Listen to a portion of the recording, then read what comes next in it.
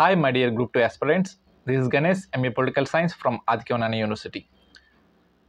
ఈ వీడియో ఎవరైతే group 2 mains రాస్తున్న 92,250 క్యాండిడేట్స్ కోసం ఈ వీడియో చేయడం జరిగింది.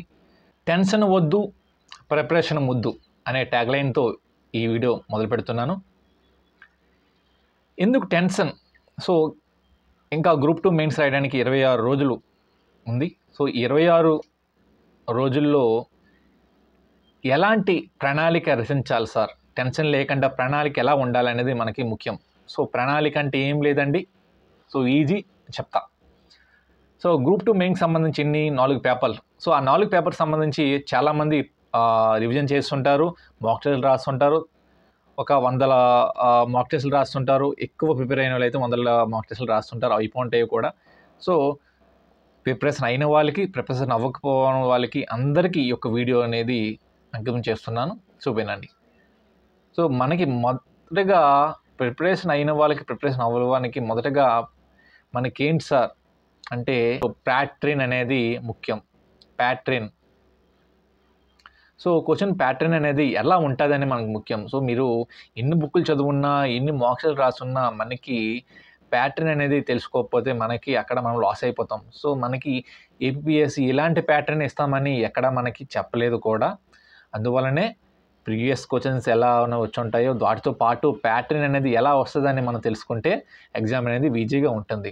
మనకి 4 సబ్జెక్టులో ఎలాంటి రకంగా ఇస్తారు సార్ అంటే మనకి ఒక 15 రకాలుగా ఇవ్వచ్చు. మనకి క్వశ్చన్ ప్యాటర్న్ ఎలా ఉంటుందంటే మొదటి ప్రశ్న ఎలా ఇవ్వచ్చు, మనకి కింది వాటిలో ఏది నిజం ఇస్తాడు, కింది వాటిలో ఏది నిజం కాదని ఇస్తాడు.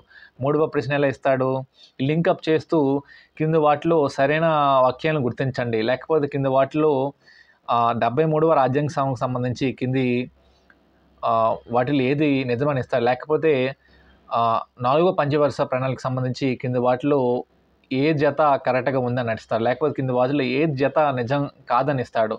అలానే మ్యాచ్ ద ఫాలోయింగ్ ఇస్తాడు, ఇయర్స్ ఇస్తాడు, లేకపోతే స్టేట్మెంట్స్ ఇస్తాడు. At the same time politics సంబంధించి ఎలా ఇస్తారు, కింది వాక్యాలు అని పలానా గాంధీజీ ఎలా చెప్పారని గాంధీజీ అని పెడతారు, సుభాష్ చంద్రబోస్ గారు ఇలా చెప్పారని స్టేట్మెంట్ ఇచ్చి దాని పక్కన మ్యాచ్ ద ఫాలోయింగ్ పెట్టచ్చు. సో జతనివ్వచ్చు, జత కింద వాటిలో ఏ జత నిజం కాదనివ్వచ్చు. సో దాదాపు ఒక 15 రకాల ప్రశ్నలు ఇవ్వవచ్చును. సో అలా మనము ఒక ప్రశ్న అనేది ఎలా వస్తుంది, అది హిస్టరీని కానివ్వండి, ఎకానమీ కానివ్వండి, సైన్స్ అండ్ టెక్నాలజీ కానివ్వండి, పాలిటీ కానివ్వండి, ప్రశ్న అనేది ఎలా ఇవ్వవచ్చు అనేది మీరే థాట్ చేసుకుంటే దాని ప్రకారం 26 రోజులు చదువుకున్నారు అనుకోండి, ఎగ్జామ్ అనేది ఈజీ అయిపోద్ది.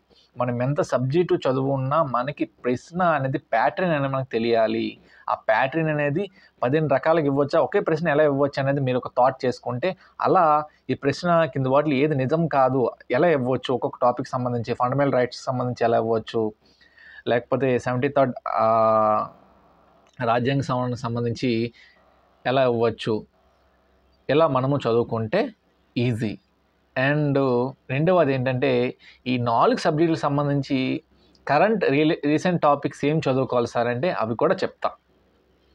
సో పాలిటిక్స్ సంబంధించి ఏం చదువుకోవాలంటే రీసెంట్లీ ఏం జరిగాయి ఇండియాలో, మోస్ట్ ప్రామినెంట్ ప్లేసెస్ ఏమున్నాయి దానికి ఇండియాలో, ఎలక్షన్స్, 80th లోక్సభ ఎలక్షన్స్ అనేవి అండ్ అసెంబ్లీ ఎలక్షన్స్ అనేవి ఇండియాలో జరిగాయి. సో ఆ ఎలక్షన్స్ మీద ఎక్కువగా అడుగుతారు. ఎలక్షన్ మీద ఎలా అడుగుతారంటే స్టేట్మెంట్స్ ఇస్తారు. సో ఎలక్షన్స్, భారతీయ ఎలక్షన్కి సంబంధించి కింద వాటిలో ఏది నిజమని ఇస్తారు. 324, 329 ఆర్టికల్ చెప్తుంది, ఇవన్నీ చదివిస్తుంటారు. కాకపోతే ఈవీఎం అనేది ఎప్పుడు వచ్చింది, ఈవీఎంని ఎవరు కనిపెట్టారు, ఈవీఎం యొక్క సంస్థలు ఏ యొక్క సంస్థలో తయారు చేస్తాయి, అండ్ ఈవీఎం యొక్క శాస్త్రీయ నామం ఏంటి, అండ్ వివిప్యాట్ యొక్క అబ్రివేషన్ ఏంటి, అండ్ వివిప్యాట్ యొక్క ఇవన్నీ స్టేట్మెంట్లోకి ఇస్తాడు. ఒక 4 రోమన్స్ ఇచ్చేసి కింద కోట్స్ ఇస్తాడు. సో వివిప్యాట్ అంటే వాటర్ వెరిఫియల్ పేపర్ ఆడిట్ ట్రయల్, ఇది ఎక్కడంటే నాగాలాండ్లోని నౌకస్టలో నియోజకవర్గంలో ప్రారంభించారు, లేకపోతే కేరళలోని నార్త్ పవర్లోని ప్రవేశపెట్టారు. సో కేరళలోని నార్త్ పవర్లో ఏమి ప్రవేశపెట్టారు, అండ్ నాగాలాండ్ లోక్సెస్లోని ఏవి ప్రవేశపెట్టారని కామెంట్లు తెలియజేయగలరు. అలానే ఇటీవల కాలంలో అసెంబ్లీ ఎన్నికలు జరిగాయి కదా, అసెంబ్లీ ఎన్నికలకు సంబంధించి మిగతా మహారాష్ట్ర ఎన్నికలు, హర్యానా ఎన్నికలు మొత్తం చదివిస్తుంటారు. కాకపోతే ఇక్కడ మనకు తెలుసుకోవాలి ఏంటంటే సిక్కిము, నాగాల్యాండ్, మేఘాలయకి సంబంధించి ప్రజెంటు ఆ రాష్ట్ర చీఫ్ మినిస్టర్లు ఎవరు, అట్ ద సేమ్ టైం ఆ రాష్ట్రం యొక్క లో అసెంబ్లీ స్థానాల సంఖ్య ఎంత అండ్ అస్సాం కోసం తెలుసుకోవాలి. అస్సాంకు ఎందుకంటే ఇటీవల అస్సాం యొక్క చీఫ్ సెక్రటరీగా ఎవరు బాధ్యతలు చేపట్టారంటే రవి ఖాతా ఐఏఎస్. ఆయన ఆంధ్రప్రదేశ్లోని శ్రీకాకుళం జిల్లాకు చెందిన కోటబొమ్మాలి చెందిన వ్యక్తి. సో మనకి అలా రిలేటెడ్గా అడుగుతారు. సో ఎలక్షన్స్ ఓకే సార్, ఇంకా ఎలా అడుగుతారు సార్ అంటే భారతరత్న అవార్డ్స్ వచ్చాయి కదా ఇటీవల కాలంలో. సో భారతరత్న పివి నరసింహరావు గారు అండ్ నీలం సంజీవ్ రెడ్డి గారు ఏపీ పాలిటిక్ వచ్చేయాలి ఇప్పుడు మనం. సో ఏపీ పాలిటిక్స్ సంబంధించి ఎలా అడుగుతారు సార్ అంటే పాలిటిక్స్ సంబంధించి అడుగుతారు, కాకపోతే ఏపీ పాలిటిక్స్ సంబంధించి ఎలా అడుగుతారు సార్ అంటే ఈ నీలం సంజయ్ రెడ్డి గారు, పివి నరసింహరావు గారు అండ్ చంద్రబాబు నాయుడు గారు, ఎన్టీ రామారావు గారు, జగన్ గారు అండ్ పవన్ కళ్యాణ్ గారు. సో ఈ యొక్క పార్టీకి సంబంధించి ఎప్పుడు పార్టీలు ఫామ్ అయ్యాయి, ఆ పార్టీల యొక్క నినాదాలు ఏంటి అండ్ 2014లో ఏ ఒక్క పార్టీకి ఎన్ని సీట్లు వచ్చాయి అనేవి కంపల్సరీగా అడిగే ప్రశ్నలు. ఎందుకంటే ఇటీవల నేను పిహెచ్డి ఎగ్జామ్ కోసం నేను చదివితే అలాంటి ప్రశ్నలు ఇచ్చాడు. సో ఇండియన్ నేషనల్ కాంగ్రెస్ పార్టీకి 2014 ఎన్నికల్లో ఎన్ని సీట్లు వచ్చాయి కాంగ్రెస్ పార్టీకి అని. సో ఇలా మనం బేస్ చేసుకుని అడుగుతారు. అలానే మోస్ట్ ప్రామినెంట్గా పివి నరసింహరావు గారు, లేకపోతే నీలం సంజయ్ రెడ్డి గారు, లేకపోతే ఎన్టీ రామారావు గారు మొట్టమొదటిసారిగా ఎమ్మెల్యే గెలిచేటప్పుడు ఏ ఒక పరంగా గెలిచారు, ఏ నియోజకవర్గంలో గెలిచారు అనేది మనకి అడుగుతారు. అలానే ఎకానమీ పరంగా పంచవర్ష ప్రణాళికలు and NITI Aayog president CEO దాన్ని బేస్ చేసుకుని వారి యొక్క అధికారులు and finance commission and RBI కోసం అడుగుతారు. ఆర్బీఐకి సంబంధించి ఏమొస్తాయి, UPI, NPCI and Bheem and యూఏఎల్ఐ. యూఏఎల్ఐ అనేది మోస్ట్ ప్రామినెంట్గా అడిగేది. So unified lending interface. So RBI అనేది కొంత రుణాలు ఇస్తుంది, అది ఇప్పుడు ప్రైవేట్ ప్రాజెక్ట్గా ఉంది, దాని మీద ప్రశ్నలు వచ్చే అవకాశం ఉంది. అండ్ సైన్స్ అండ్ టెక్నాలజీలో ఏం అడుగుతారంటే సైన్స్ అండ్ టెక్నాలజీ అనేది ఒక ప్రపంచం. సో దాన్ని ఎలా తీసుకోవాల్స్తారంటే గత 2 సంవత్సరాలు వచ్చిన వార్తలు చూడండి, కరెంట్ ఈవెంట్స్లో ఏమేమి వచ్చాయి.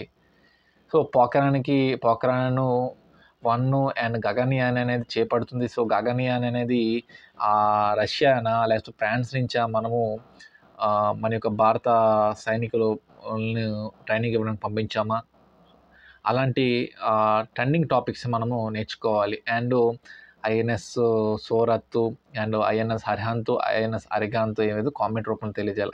అరిహంత్ ఏం చేస్తుంది, అరిహంత్ అనేది ఎప్పుడు ప్రారంభించారు అనేది టాపిక్స్ మనము తెలుసుకోవాలి. అండ్ సైన్స్ సంబంధించి ఏంటి, సైన్స్ సంబంధించి ఏం బిట్స్ ఉంటాయంటే కోవిడ్కి సంబంధించి వ్యాక్సిన్స్ అండ్ ఇటీవల కాలంలో మోస్ట్ ట్రెండింగ్ టాపిక్ ఏంటి, మంకీ పాక్స్కి సంబంధించి కిట్ ఏదైతే ఉంటుందో దాని టెస్ట్ చెకప్ కోసం వాడే కిట్ను భారతదేశంలో ఆంధ్రప్రదేశ్ రాష్ట్రంలో ఒక సంస్థ అనేది తయారు చేసింది. ఆ సంస్థ ఎక్కడ ఉంది, ఏ ఒక్క డిస్ట్రిక్ట్లో ఉందనేది కామెంట్ రూపంలో తెలియజేయగలరు. సో ఇలా సైన్స్ బేస్ చేసుకొని అడుగుతారు. అలానే ఇటీవల కొన్ని కొత్తగా కనిపెట్టిన ఒక నత్తకి president of India Droupadi Murmu గారు పేరు పెట్టడం జరిగింది. సో అలాంటి సైన్స్ బేస్ చేసుకుని కొన్ని ప్రశ్నలు రావచ్చు. అండ్ హిస్టరీ పరంగా మనకి ఎక్కువగా ఏముంటాయంటే ఏపీ హిస్టరీ బేస్ చేసుకొని పాలిటీ అడుగుతారు. హిస్టరీలో కొన్ని పొలిటికల్ క్వశ్చన్స్ కూడా వస్తాయి. ఇందాక చెప్పాను కదా, నీలం సంజయ్ రావు గారు ఏ ఒక్క నియోజకవర్గం లేకపోతే ఏటికొప్పాక ఉన్నాయి కదా, అవి ముందు ఏ ఒక్క జిల్లాలో ఉండేవి, అనకాపల్లి జిల్లా ఉండదా లేకపోతే ఆంధ్రప్రదేశ్లో ముందు మనకి 2024 ఆర్ 23లో మనకి ఒక డిస్ట్రిక్ట్స్ అనేవి చేంజ్ అయ్యాయి కదా. ఇప్పుడు ప్రజెంటు ఎన్ని డిస్ట్రిక్ట్లో ఉన్నాయి, ఆ డిస్ట్రిక్ట్ సంబంధించి అన్ని ప్రశ్నలు హిస్టరీ నుంచి రావచ్చు. అండ్ మిగతా ప్రశ్నల్లో ఎస్పిరెంట్లో వచ్చిన ప్రశ్నలు ఏంటంటే ఎప్పుడు చదవాలి, ఎలా చదవాలి సార్ అని. హిస్టరీ అనేది మొదటగా మనము తీసుకోవాలి, తర్వాత సైన్స్ అండ్ టెక్నాలజీ చదవండి, తర్వాత పాలిటీ చదవండి, తర్వాత ఎకనామీ చదవండి. సో ఎందుకంటే మైండ్ యొక్క కాన్సన్ట్రేషన్ అనేది అలా హిస్టరీ చదువుకొని, ఎందుకంటే ఏపీ హిస్టరీ అనేది బ్రాడ్ సబ్జెక్టు. ఎందుకు బ్రాడ్ సబ్జెక్ట్ అంటే మిగతా కాంపిటేటివ్ ఎగ్జామ్స్ మనం ప్రిపేర్ అవుతే ఏపీ హిస్టరీ కోసం అనేది సరిగ్గా అడగరు. సో ఇండియన్ హిస్టరీ కోసం అడుగుతారు. సో ఏపీ హిస్టరీ కోసం మనము చదివి ఉండకపోవచ్చు, అందుకోసమే ఏపీ హిస్టరీ కోసం అనేది కాన్సన్ట్రేషన్ చేయాలి. అండ్ తర్వాత సైన్స్ అండ్ టెక్నాలజీ చదువుకొని తర్వాత ఎకానమీ చదువుకొని ఆర్ పాలిటీ చదువుకొని తర్వాత పాలిటీ కానీ ఎకానమీ కానీ చదువుకోవాలి. ఇలా ప్యాటర్న్ అనేది సెట్ చేసుకొని ఎగ్జామ్ ప్యాటర్న్ మీద దృష్టి పెట్టాలి. అందరం రివిజన్ చేస్తుంటాం, కాకపోతే క్వశ్చన్స్ అని ఎలా రావచ్చు, సో దానికి మనము అలా సిద్ధమైపోతాం, ఆటోమేటిక్గా మనం దానికి సిద్ధం కాగలం. సో క్వశ్చన్ ప్యాటర్న్ మనం అనుగుణంగా చదువుకుంటే ఈజీగా గ్రూప్ 2 మెయిన్స్ అయిపోద్ది. So wish you all the best for your examinations. This is Ganesh, MA political science from Adikavi Narayana university. Jai Hind.